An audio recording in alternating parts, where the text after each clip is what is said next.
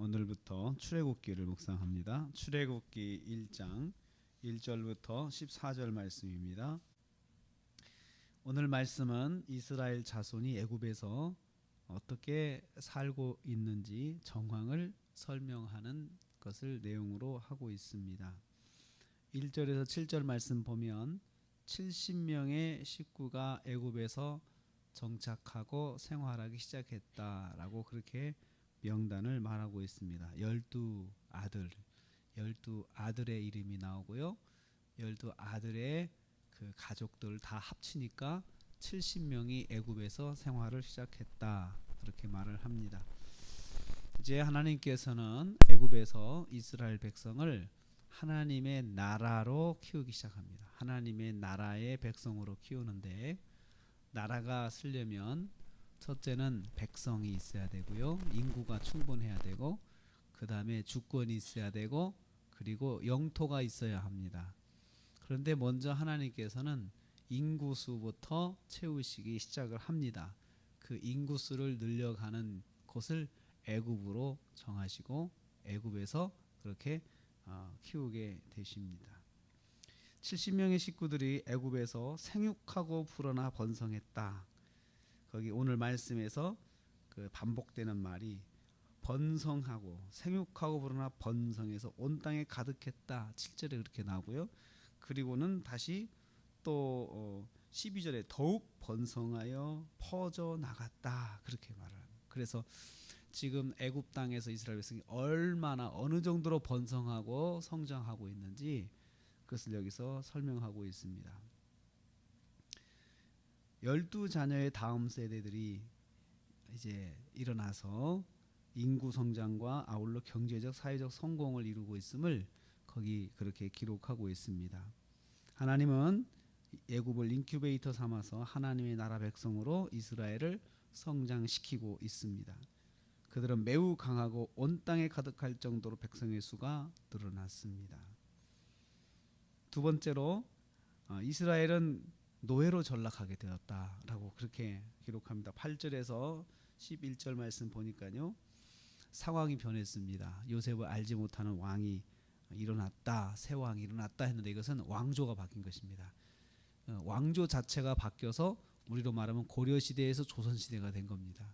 그래서 요셉과 요셉의 가문을 대접하던 특권이 다 없어진 거예요.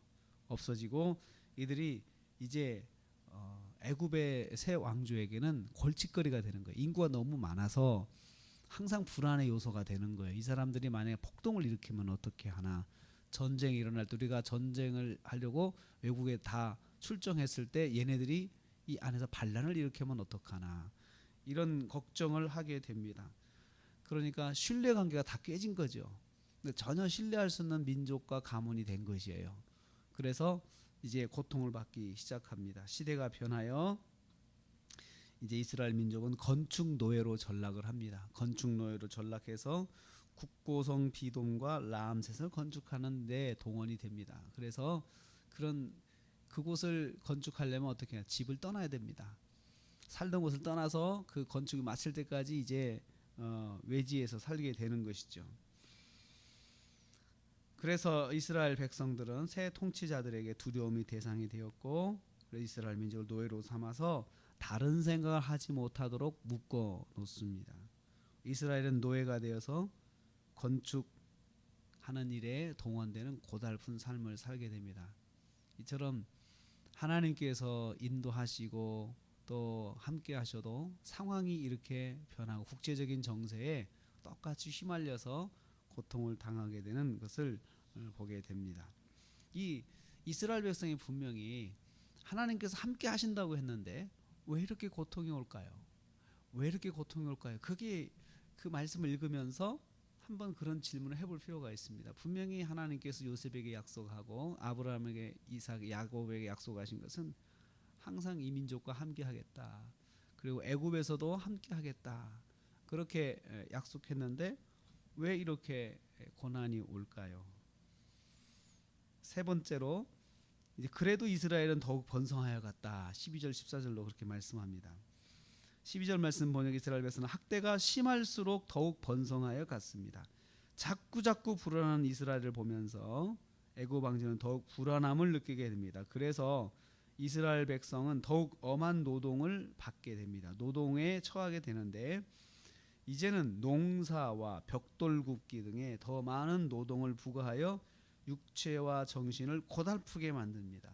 고달프게 만들어요. 그럼에도 불구하고 이스라엘은 더 번성하고 더 번성해서 이제 애굽에서 아주 인구수가 충만해지는 그런 상황이 되며 그럴수록 고난은 더 가중되는 것입니다. 하나님은 이스라엘을 번성하게 하시면서 육체적 정신적 고난도 함께 받게 하십니다. 이스라엘 번성과 고난을 보면서 이 고난 가운데서 그들은 애굽에서 삶을 이어가게 되는데 다시 한번 질문을 해보게 됩니다. 왜 하나님께서는 이스라엘 백성을 번성하게 하시면서 육체적 정신적 고난도 받게 하실까? 이것입니다. 여기에는 하나님의 뜻이 있습니다. 그래야 애굽에서 나가고 싶은 마음이 생기는 거죠. 만약에 이 인구가 그대로 고난이 없이 그곳에서 사회적으로 완전히 뿌리를 내리게 된다면 출애굽의 마음은 없어질 것입니다. 나가고 싶은 마음이 없을 것입니다. 나가자 할 때 한 사람도 동의하지 않을 것입니다. 그러나 이 고달픈 삶을 벗어나자라고 하는 그런 제안을 했을 때 다들 똑같은 마음으로 하나 되어서 나올 수가 있었죠. 또 이 시기에 그들의 기도 제목은 무엇이었겠습니까? 하나님, 우리를 좀 힘들지 않게 해주십시오. 이게 기도 제목이 되었겠죠. 인구수는 늘어났지만 고난은 더해 갔습니다. 그런데 이것은 하나님의 준비 과정이었습니다.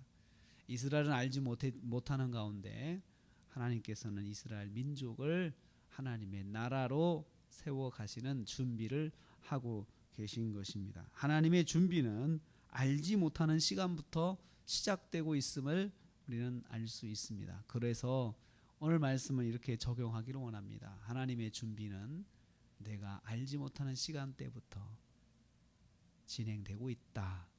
하나님께서 나를 준비시키신다.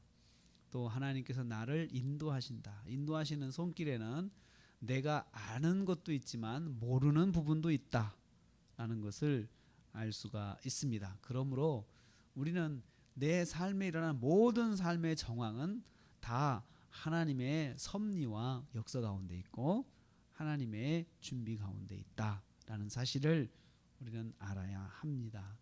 하나님의 섭리와 간섭 가운데 있는 내 삶의 모든 일들을 우리는 하나님께 가지고 나가야 됩니다. 주님, 무슨 뜻입니까?